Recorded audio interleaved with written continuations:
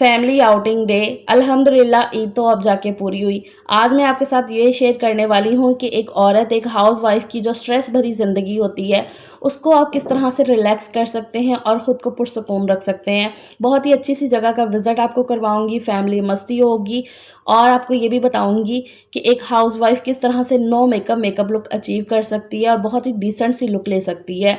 अपनी मेकअप की रूटीन आपके साथ शेयर करने वाली हूँ, गर्मियों में किस तरह से अच्छा-सा मेकअप किया जा सकता है और अगर आप बाहर जा रहे हो तो किस तरह से आपको सब कुछ मैनेज करना चाहिए। आज के व्लॉग में ये सब कुछ है, सो आपने वीडियो को पूरा देखना है बिना स्किप करे। किसी भी पॉइंट पे आपको आज का ये व्लॉग वीडियो पसंद आए तभी एक लाइक और चैनल को सब्सक्राइब लाज़मी करिएगा। अस्सलामुअलैकुम, welcome to my new vlog. उम्मीद है जी आप सब खैरियत से होंगे। अल्लाह का शुक्र है, एहसान है कि मैं भी ठीक हूँ, अल्हम्दुलिल्लाह। सबसे पहले तो माज़रत, इतने दिन से मैं वीडियोस नहीं अपलोड कर पा रही थी एक मसरूफ़ियत की वजह से। So sorry for that. मुझे पता है मेरी बहुत सारी बहनें थोड़ी नाराज़ होंगी, तो माज़रत करती है आपकी बहन आपसे। अच्छा, अब व्लॉग की बात कर ली जाए तो ये संडे का दिन है। ईद के बाद जो संडे था उस दिन हम सबका प्लान बना के चलो ज़रा बाहर चलते हैं, घूम फिर के आते हैं, सैर व तफरीह हो जाएगी। बच्चे तो एक्साइटेड रहते हैं जाने के लिए, तो बच्चों के साथ-साथ ना हम माँ-बाप को भी मौका मिल जाता है, वरना कहाँ निकलना हो पाता है।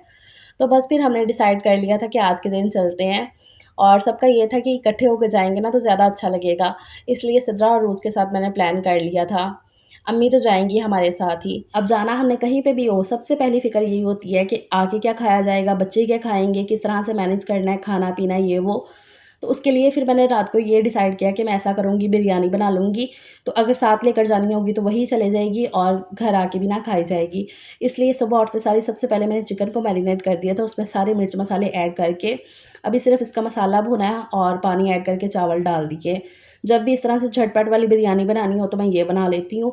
काफ़ी जल्दी बन भी जाती है और बिल्कुल बिरयानी जैसे ही इसका टेस्ट आता है। ख़ैर, बच्चों को रेडी करके किचन के घर के सारे काम को वाइंड अप करने के बाद फिर मैं गई ज़रा फ्रेश होने के लिए, क्योंकि इससे पहले कोई फ़ायदा ही नहीं था।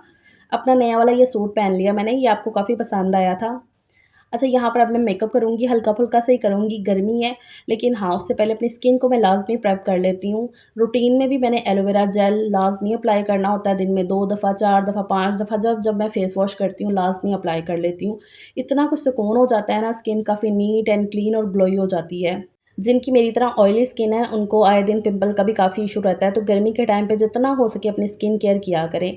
अब मेरा भी ना हल्का-सा पिंपल आया हुआ था माथे पे, कहीं आना-जाना हो तो स्पेशली पिंपल को पता चल जाता है कि चलो अभी हो के आते हैं। अच्छा, ये है रोमेन की पर्ल क्रीम जो मैं यूज़ करती हूँ, बहुत ज़्यादा इसका इस्तेमाल करती हूँ। मेकअप वगैरह तो बहुत ही कम होता है, जैसे कि शादी वगैरह हो ना तभी ज़्यादातर मेकअप वगैरह मैं करती हूँ। बाकी अदरवाइज़ बाहर निकलना है, बाज़ार जा रहे हैं या कहीं पे भी अम्मी के घर जा रही हूँ तो मैं ये वाली क्रीम इस्तेमाल करती हूँ। ये इस तरह से ही है जैसे आपने फाउंडेशन अप्लाई कर ली है, बिल्कुल ये लाइट वेट सी होती है, लगता ही नहीं है कि आपने कुछ भी फेस पे लगाया है। मतलब कि होता है ना, फाउंडेशन लगा के आपको फ़ील होता है कि हाँ, अभी आपने कुछ ना कुछ लगाया है, लेकिन ये इतनी लाइट वेट है, इतनी लाइट वेट है और बिल्कुल आपको ऐसी ही कवरेज देती है जैसे कि आपने फाउंडेशन बेस वगैरह अप्लाई की हुई है। आपके सामने ये देखें। अब मैं इसके ऊपर लगा लेती हूँ ये फेस पाउडर। ये लैक्मे का फेस पाउडर। बस इस तरह से ना आपने टैप-टैप करके ना इसको लगा लेना। बहुत ज़्यादा लगाने की ज़रूरत नहीं है। सिर्फ़ हल्की-सी इसको जो है ना ये कवर कर देता है और बिल्कुल स्वेट प्रूफ आपका जो है ना हो जाता है। पसीना वगैरह आने की फिर टेंशन नहीं रहती है और हल्का-फुल्का सा ये जो मेकअप है ना ये डन हो जाता है। मतलब कि आपकी जो बेस है ना वो बन जाती है। बहुत ज़्यादा ये कोई हैवी बेस नहीं बनती है कि भई मेकअप करना है तो आपने फाउंडेशन ही अप्लाई करनी है तो फिर ही जाके आपका मेकअप होगा, नहीं। स्पंज के ऊपर हल्की-सी अमाउंट लो फेस पाउडर की, बहुत ज़्यादा रगड़ने की ज़रूरत नहीं है और इस तरह से जहाँ-जहाँ लाफ लाइन्स बनती हैं, आइज़ पे, नीचे, मतलब जहाँ-जहाँ पे भी आपको रिंकल्स आ जाते हैं ना, कि होता है कि लाइन्स बन जाएँगी, तो वहाँ-वहाँ पे अच्छे से आप फेस पाउडर को अप्लाई कर लो। तो ये बहुत ही अच्छा सा ना स्वेट प्रूफ आपका मेकअप जो बेस है ना वो बन जाती है। उसके बाद मुझे जो है ना काफ़ी पसंद है ब्लश ऑन, तो मैं लाज़मी लगाती होती हूँ ब्लश ऑन।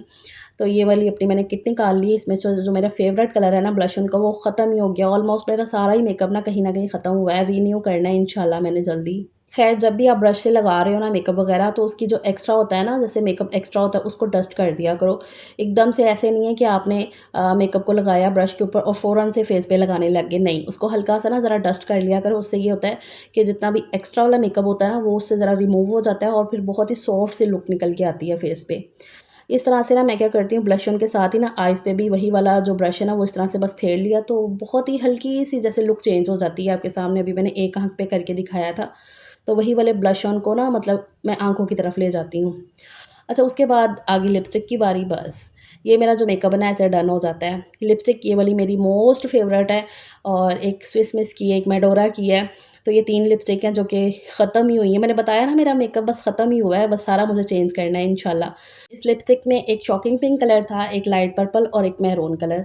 तो तीनों को मिक्स करके ना छोटी वाली फिंगर के साथ मैंने अच्छे से अप्लाई कर लिया और इस तरह करेंगे, बहुत ही प्यारा-सा शेड निकल के आया है लिपस्टिक का।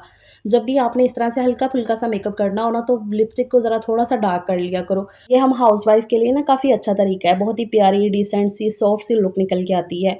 मेकअप ख़ैर मेरा डन हो गया है। मस्कारा लगाना अभी मैं भूल गई थी, लेकिन हाँ, ऑफ कैमरा मैंने लगा लिया था फिर बाद में। हाथों में सिर्फ़ मैंने ये एक वॉच पहन ली है बस, कोई कड़ा चूड़ी पहनने की ज़रूरत नहीं है। गर्मी इतनी ज़्यादा है ना कि नहीं दिल करता ये सारी चीज़ें पहनने को, और वैसे भी आप कहीं बाहर निकल रहे हो इस गर्मी के टाइम पे, तो जितना हो सके खुद को कंफर्टेबल रखो और अपने साथ-साथ स्पेशली बच्चों को, क्योंकि बच्चे सुकून में रहे तो फिर माँ सुकून में रहती है। तो इसलिए फिर हानिया के बाल भी मैंने अच्छे से कवर कर दिए थे। तब तक यहाँ पर बिरयानी में दम भी आ गया था। पुलाव और बिरयानी के बीच का जो डिफ़रेंस होता है ना, ये वाली बिरयानी उसको कवर कर देती है। इतनी ये टेस्टी बनती है, बिल्कुल बिरयानी जैसा ही इसका टेस्ट आता है।